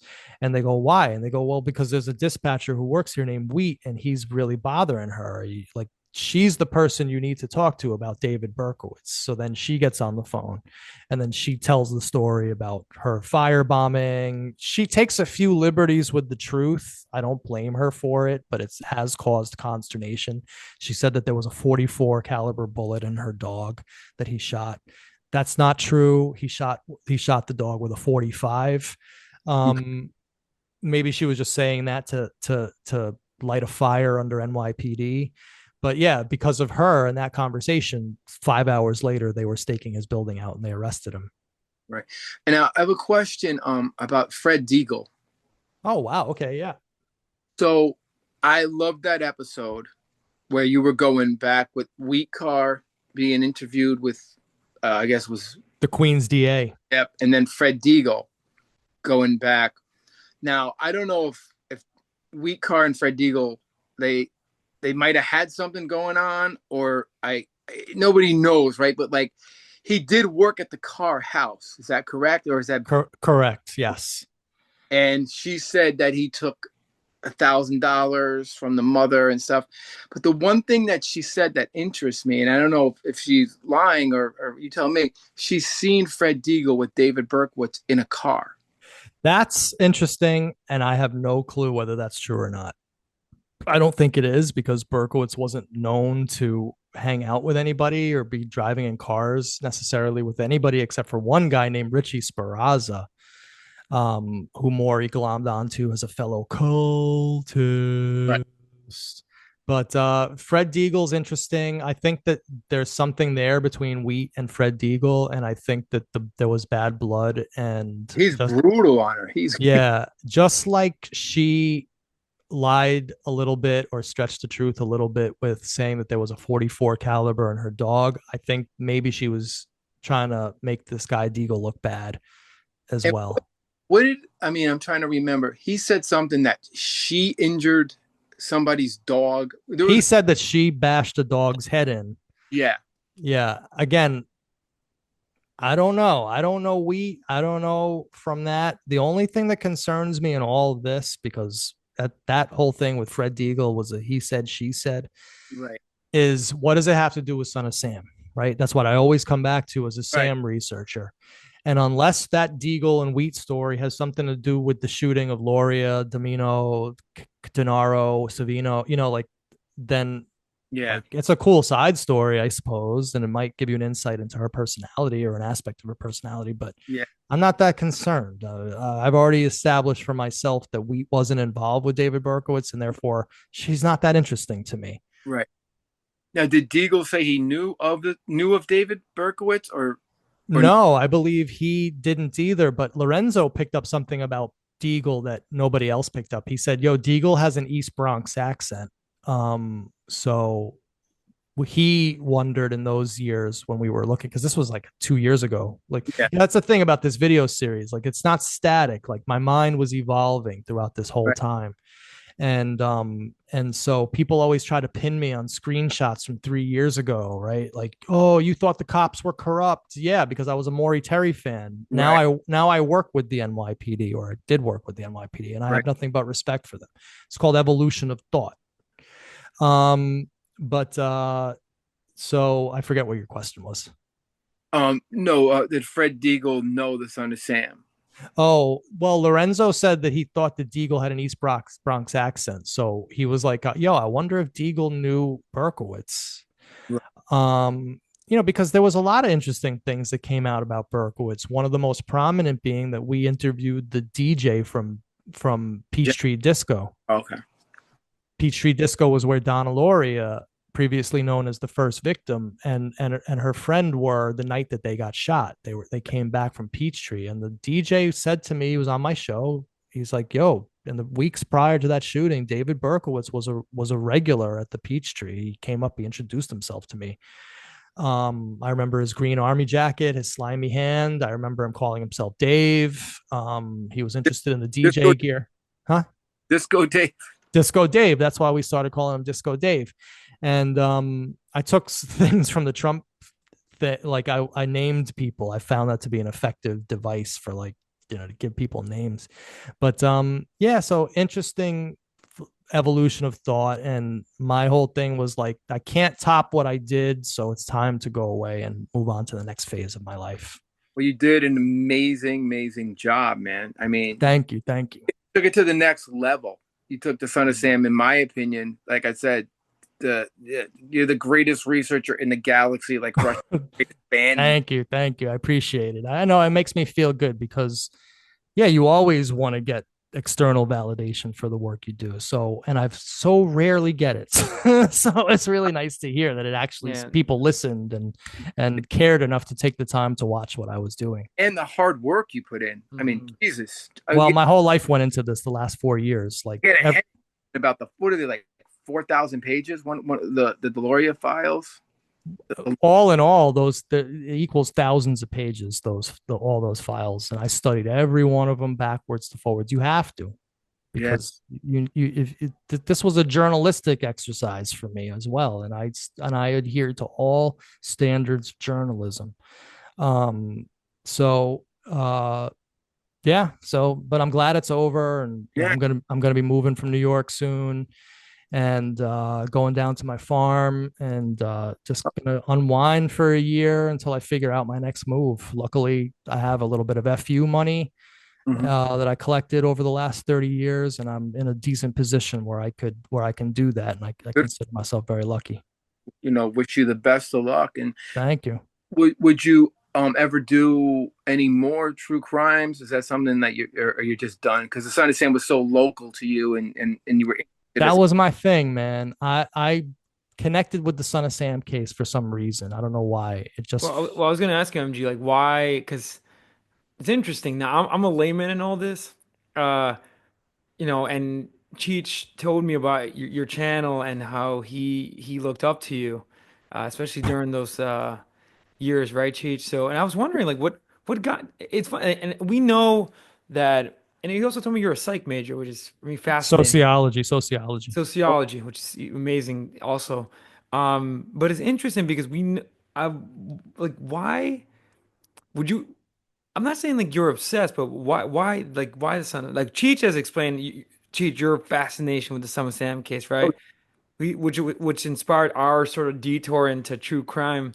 But do you have any idea what inspired you, MG? Like why? Yeah, well, I mean, I got into it at when I was like entering my early 20s, and I was getting into a very conspiratorial mindset.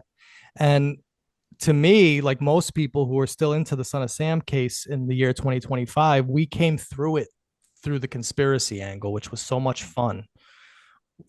Thinking about international conspiracies, and Manson was involved, and oh man, and this was involved, and Braden, and snuff films, and child trafficking to Untermeyer Park and Times Square, and all of this stuff. Even freaking Colin Powell and Iran Contra somehow got thrown into the mix in Son of Sam. And so as a conspiracy head, I was heavily into this, man. So it mixed not only my love of conspiracy, but it also had the local angle. Like I grew up just a few miles away from where Berkowitz lived. I knew Untermeyer Park. I knew all these places in the Bronx. It was just a local story. And and I was more into true crime as a larger subject in those years as well. So just all of these things merged: the sociology, the fascination with, like, wow, here we are thinking that it was one man and it was really a whole cult doing it. Like, this is fascinating to me that this could happen. And I want to go examine this and study this and research everything I can. Like, I wanted to do a movie about this in the year 2000. And I was like trying to find people and talk to them about the cult and all this kind of stuff. And never had much luck. Now I know why. It never existed. It was an urban myth. But so it melded a lot of interests into one topic. And so it just became something that I could focus on. And no, but really, like the video series, it finally became, and this is where the performance aspect of it. Like I was always a frustrated musician. I never made it. This was finally something that I was getting positive attention from the world, external validation. My video series became very popular very quickly, and not too many people remember those days. I had a subscriber base. I was getting 800 people a month to pay me anywhere from 5 to 20 to $50 a month. Like I was making a living doing this for a while. Yeah, Subscribe Star, and then Locals, and then finally I got fed up with it. Like it felt like a job, and I wanted to do it for the love of it and the artistry. I didn't want to hold it back from the people. So like I went back on YouTube, and so it was finally something MO that like people were saying, "Yo, you're good at this. I like this." So that's addictive if you're so consider yourself a creative person who wants to create things for other people to see. And then of course getting the validation. I don't know whether this documentary is going to come out or not, but I know that I was contacted by these Netflix people, and I know that I participated in a major documentary with an Academy Award winning director, or a nominated director. I don't want to say his name, but I know that happened. And I know that a lot of the people that I got for this were from my video series, and it was inspired by my video series. So like this was something that dominated my life, and something that I was finally good at. So there's the answer to your question. It was a mixture of personal interest, fascination with a subject, and also I don't know what would be the word, doing something that people like and feeling good about it. That's great, man. Yeah. I even love the haters. That's what people don't understand about me. Yeah. I have a whole cottage industry of people who say that my father was involved in Son of Sam, that I was born to be the cover up for the process cult, that they born me. I was actually bred by them. bred by the process in order to cover up. And my attitude is, yo, if people are going to this length to make, this is the Howard Stern effect, I'm going to love it and embrace it. So I love it all. And I'll miss it. And it became something like my life. And of course, a lot of my personal life suffered because of it. And I have to get that balance back now, which is why I'm stopping the video series. But it was an awesome way to spend the free time that I had as my professional life deteriorated around me. It was great to finally do something that was like hitting with the public. And so all those things came into play. Yeah. And now just one last thing about Untermeyer. I've always been fascinated as a kid. You went there in the 80s, and I think you believe like satanic shit did happen there from the 50s with the Druids. And I saw your show 50s, 70s, 80s, 90s. I remember going there in the 80s, and I remember seeing shit that my friend showed me. So like why do you think that, like, that park, why would people do I just think, well, first of all, it's like we don't know for sure who was doing it. Like the only description we really have, Cheech, are like hooded and robed cultists. So we're dealing with men, most likely, if they existed, and I actually do believe they existed.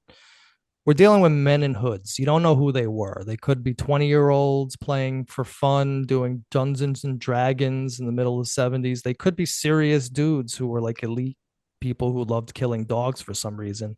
Yeah. I don't understand why they just didn't do it at their house if they're so rich that they can that they're the elite. Why are they doing it in a public park? But never understood, like, right. So there's a lot of issues just with the logic of it all. But let's just say that there was robed and hooded cultists. I think that there were, like, you had your different people. You had those dudes, whoever the robed and hooded cultists were, and then you had like your Black Sabbath fans. Mm-hmm. You had that whole sociology going, the Wiccans. And then you had Billy the artist, who said, yo, I was the one that drew a lot of that satanic graffiti in the park. I drew upside down crosses. I drew 666s everywhere. It was just what we did. It was fun. Like, I didn't believe it, but we just did it. So then you have that going on. So it's hard to discern what the truth is, but whether there was hooded and robed cultists Hmm. baying at the moon, slitting German shepherds' throats, and I do believe that some of that happened. Yeah, I always come back to the question: what did it have to do with Son of Sam? exactly, exactly. That's something I learned from you tonight. It's such a good point. Like, That's if you can connect it forensically, please do, and then show me how, and then prove it to me, and then yeah, show me the people. Let me hear their firsthand testimony. But yeah, if you're just going to tell me that Maury Terry told you, yeah, like that's not good enough anymore. That's called you're giving me a book report. That's called your circular jerking. Like like you're just right. It's a yeah, book club circular jerking each other. These Maury Terry fans. yeah. How Wow. do you know that there was a cult in Untermeyer? Well, because on page 480 it says that there was a Yeah, cult in, and like that's the way that they do their research until we came along. And I started out that way too. yeah. It was only once we got the documents and once we got them files that we were able to finally make sense of this freaking case once and for all. And we did all we could. There's really no more. Actually, I got some things in my back pocket that I'm holding in case this documentary comes out, but we'll save that for another time. I'll give you the exclusive one once that happens. Yeah, definitely. And just off the topic on the Son of Sam, you did a video probably a couple years ago, and I was fascinated about the Amityville Horror House on the Oh Ron. yeah, okay, yeah, I did that with my boy New York City Crime Spot. I have been fascinated with Ronnie DeFeo for years. That is such an forget the bullshit Devil House and all that. Like, Right, right. oh, Ronnie DeFeo, did he shoot his family? Was it a mob hit? Was he on angel dust? Like all these, like the Son of Sam. There's all these crazy theories. Right. What do you think? With DeFeo, like why did he go to jail for all those years? And Well, I interviewed Rob Levinson, who was like a big Amityville researcher. He even did a movie on it. It might still be on my channel. I'm not sure if I think I actually have it up there. It's Rob Levinson. It's a good interview. Mhm. He is of the opinion that it just like I was about Son of Sam, like, yo, let's just take it back to the forensic show that it was as mundane as it was. It was Ronnie DeFeo whacked out on drugs. That family was very toxic and had a lot of social ills going on in that house, Mhm. physical, mental abuse, violence, like heavy duty violence in that Yeah, house. A lot of drugs, a lot of alcohol, and unstable, mentally ill people. So, including the father and the mother too. She's probably just popping pills all the time. The was the daughter. connected to the mob in Well, some way? yeah, definitely. Yeah, But yeah, yeah. The DeFeo family, it's really hard to tell, and we talk about that in my video, we New York City crime spots more on top of the yeah, mob stuff than I am. But yeah, there was a connection between the DeFeo family. They were from Brooklyn. They were involved in some car dealership that yeah. apparently was like a front for the mob. But I mean, it wasn't a ghost. I think we're all old enough now that like this isn't the 70s anymore. The Warrens, the ghost hunters who Yeah, that's the Maury Terry of the Amityville horror thing. Me, I just think it was just as simple as, yo, the dude went nuts. He killed his family. Maybe I believe Dawn might have had something to do with it. that's what I think he had said that there was something I saw. There's a good homemade documentary about Right, it. right. He said Dawn shot the father and the mother, and he went to go stop her, and he accidentally shot her. He hid the right in a gutter or something. I it's mean, we'll insane. never know. I mean, that's the thing. And he's dead too. So we'll really never know at this point. So it's like, at least with Berkowitz, he was so intelligent and such a narcissist that he wrote extensively, thousands of pages about himself and every detail of the crime and his motivations and why he did everything. That he's easy to analyze, but like a dude like DeFeo, I just think it was just simply blew away his family, and then he ran into the bar and he famously screamed out, "They shot my family!" Of course, leading to to the speculation that they shot them, and then it started this whole fucking they thing. It's always a they that does it, Yeah, yeah. especially in the 70s and 80s. It was always they. Always that, and always the devil. But there's always a Yeah, it was always the devil. It was always they. I had on Nick Schreck on my channel. That dude is like a Manson researcher, one of the top dudes in the world on Manson, and he broke down that whole thing very well for me. It was like, man, it was just old Hollywood protecting their children, keeping scandals out of the newspaper, and covering up, heavy drug dealing and porno films, underground porno films, yeah.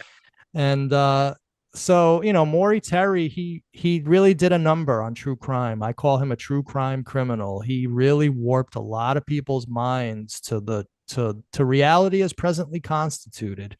Son of Sam, at the end of the day, is a very mundane case. The dude was a domestic sniping stalker.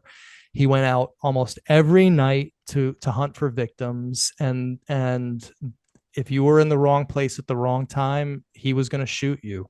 It didn't matter whether you had brunette or blonde hair, whether you were in a car or walking on a street or on a stoop of your house.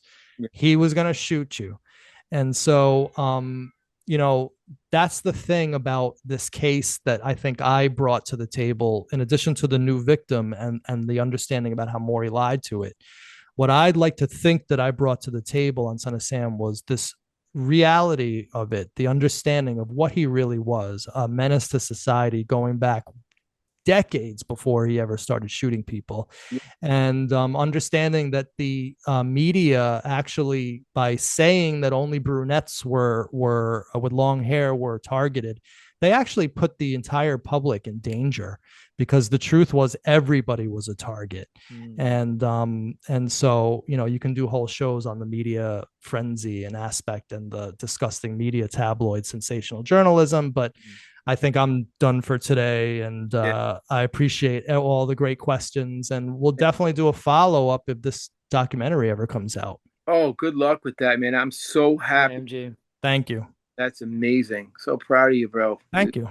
You're an Thank you. I appreciate it. amazing person, amazing researcher, and an amazing Thank you. inspiration for me to do a podcast. So Well, I'm glad. I'm glad that that we're paying it forward, and that people are taking it up from what we're doing, and so that makes me super happy. It's really great to hear, especially now that I'm ending, because I've never heard this before. So so it's nice to know as I go out that we did something like that for you guys. So yeah, thank you guys. No, and yeah. MG, it was an honor, brother. Like, so I'm a layman and all this. This is one of the rare episodes where I am actually quiet and just listening. Well, cool. Hope you weren't bored. No, no, no, no. I was fascinated. I have to say, Thanks. your research. So I'm kind of like a psychologist, right? I got my master's in it. You mentioned that great point on research. You gotta do the literature reviews, analyze it. So you were like, wow. I was like, I was learning, which was amazing. It's that one of the rare episodes where I'm quiet. You Right. have to bring in other modalities into true crime. When I worked with NYPD, the day before they went to interrogate Berkowitz about Wendy Savino, I had a Zoom meeting much like this with like 8 of the heaviest of the heavies in NYPD Detective Division. And they told me, Manny, we have 100 years between us of detective experience, first grade detective experience. We've never worked with a civilian like we worked with you. Like this was so, and I said to them, like, well, there's some of us who aren't crazy out there, and we have the time to do what you guys don't have the time to do, especially with these old historical cases. So I think that that police departments should partner with the public more. They should be more open to working with civilians more, but that the civilians have to come at it with a very serious manner. And in order to understand crime, yeah, you do need to bring psychiatry, sociology. You need to, and I believe truly, in order to understand a crime like Son of Sam, you have to be of the area. Like one of the reasons my series really worked was because I'm of this. I live in the milieu of the North Yeah. Bronx and Yonkers. I know these people. I grew up with all these. Like it's in my blood, so it really was able to come through. So I think that it just kind of all worked, bringing all these different, even and not to make this go on for too much longer, but even my love of Rush helped me in my Son of Sam research because Maury Terry, Cheech, you know this. He says at the end of his book, he's like, "Yo, Rush is a satanic heavy metal band," and like one of their the insignia was found at a murder scene, and I'm thinking, wow, that's terrible methodology, right? MG, we didn't even have time to talk about that. Yo, we're talking about it now, and then we'll end. But yeah, I love Maury it. Terry was bringing in Rush insignias and Iron Maiden lyrics and saying that was satanic. There too. That's right. Yeah, yeah. Yeah, and so even though I was a huge Terry fan, I would always had a little bit of skepticism because he gave the stink eye on Rush, bringing it full circle. Yeah, yeah. Insane, insane. Bring Rush in there, the most like literature and mythical band in the world. Never wrote an evil song ever. Far from Satanism. Corey Cheery didn't do his research on Rush. You know what I mean? Jesus, at least research before you talk about it. Sad to see talking about that or something like that. But anyway, Manny, thank you, Manny Grossman. Thank you so much for being on the show. Amazing. Learned so much tonight and a lot of the questions. And I'm always watching your podcast. I'm always promoting it on my Facebook. Putting it up all the time. So, well, thank you very much, Cheech, and thank you very much, Manny. And I truly appreciate it. And yeah, looking forward to seeing this when it comes out, and hopefully we'll get you the Son of Sam community over at your channel. Yeah, we just did our own little episode about the Son of Sam. Oh, cool. The basic stuff, and then we did the Maury Terry and the Manny Grossman. Oh, wow. I can't wait to see it. No, and we touch upon like some of those like final I'm a layman. Cheech is also like you, he worships you. He is obsessive with the Son of Sam case. He and I knew each other since years, right, at this point. Yeah. I remember that's one of our first conversations. Yeah. But this is a dream for Cheech. Cheech, this is a dream for you. Thanks. Yeah. Well, Manny Grossman, so I love being a part of this. And definitely, you're very inspirational, MG. Thank you. I appreciate it. All right, guys. Well, like I said, thank you very much. Thanks, Manny, and good luck with everything. Good luck. Okay. Thanks so much. All right, MG.